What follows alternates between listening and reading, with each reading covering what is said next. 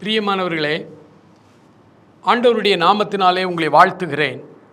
எபேசியருக்கு எழுதின நிருபம் 2ஆம் அதிகாரம் 1 வசனம் சொல்லுகிறது, அக்கிரமங்களினாலும் பாவங்களினாலும் மரித்தவராக இருந்த உங்களை உயிர்ப்பித்தார் என்று வேதம் சொல்லுகிறது. இந்த உலகத்திலே பிறந்த அத்தனை பேரும் ஒரு நாள் உயிர்ப்பிக்கப்பட வேண்டும், என்றாவது ஒரு நாள். ஏனால் பிறக்கும் பொழுதே, தாயின் கருவிலிருந்து வரும்பொழுதே நம்முடைய பாவ சுபாவத்திலே தான் பிறக்கிறோம். நம்முடைய இரத்தத்திலே பாவம் கலந்திருக்கிறது, ஜெனட்டிக்ஸிலே நம்முடைய பாவம் கலந்திருக்கிறது.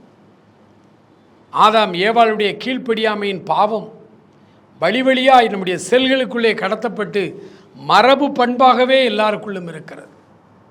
இந்த பாவத்திலே பிறக்கிற மனிதன் வெளியே அவன் உயிரோடு இருக்கிறான் சரீரத்திலே, ஆனால் உள்ளத்துக்குள்ளே அவன் மரித்தவனாகத்தான் இருக்கிறான். பாவ உணர்வற்றவர்களாய்த்தான் நாம் வாழ்ந்து கொண்டிருக்கிறோம். ஆனால் வேதம் சொல்லுகிறது, அக்கிரமங்களினாலும் பாவங்களினாலும் மரித்தவர்களாய் இருந்த உங்களை உயிர்ப்பித்தார்.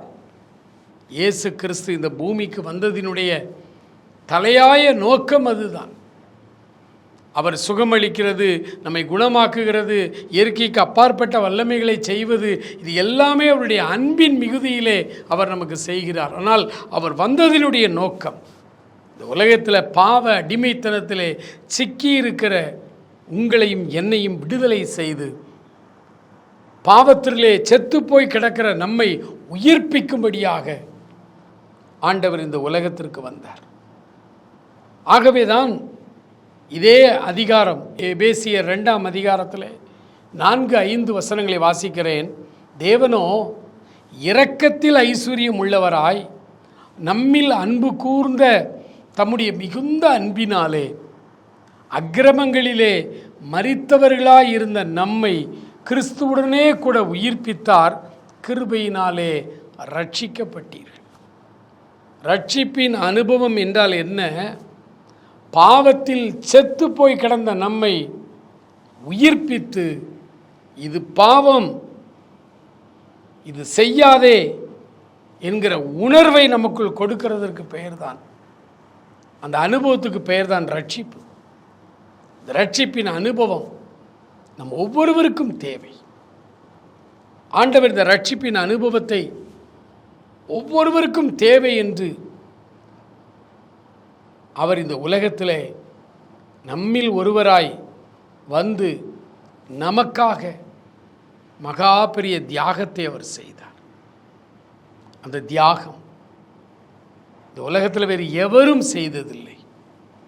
இயேசு நமக்காக தியாக பலியாய் அவர் மரித்து அடக்கம் பண்ணப்பட்டு 3ஆம் நாள் உயிர்த்தெழுந்து இன்றைக்கும் அவர் நம்மோடு கூட உயிரோடு இருக்கிறார்.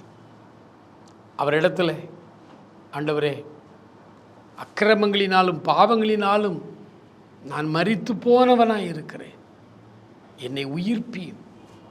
என்னுடைய ஜென்ம சுபாவங்களிலே ஒரு மாற்றம், மரபணுவிலே எனக்கு ஒரு மாற்றம். ஆதாம் ஏவாளின் கீழ்ப்படியாமை இனி எனக்குள் வரக்கூடாது, கீழ்ப்படுகிறவனாய் என்னை மாற்றும் என்று அவரிடத்தில் கேட்போமா? இரக்கத்தில் ஐஸ்வர்யம் உள்ள எங்கள் ஆண்டவரே, நன்றி நிறைந்த உள்ளத்தோடு உம்மை துதிக்கிறோம் அப்பா. அக்கிரமங்களினால் மரித்து போயிருந்த எங்களை உம்மோடு கூட உயிர்ப்பித்து எங்களுக்கு உம்முடைய புதிய ஜீவனை தந்து புது வாழ்வை தார். ஆசீர்வதியும். இயேசுவின் நாமத்தில் ஜெபிக்கிறோம் பிதாவே. ஆமேன், ஆமேன்.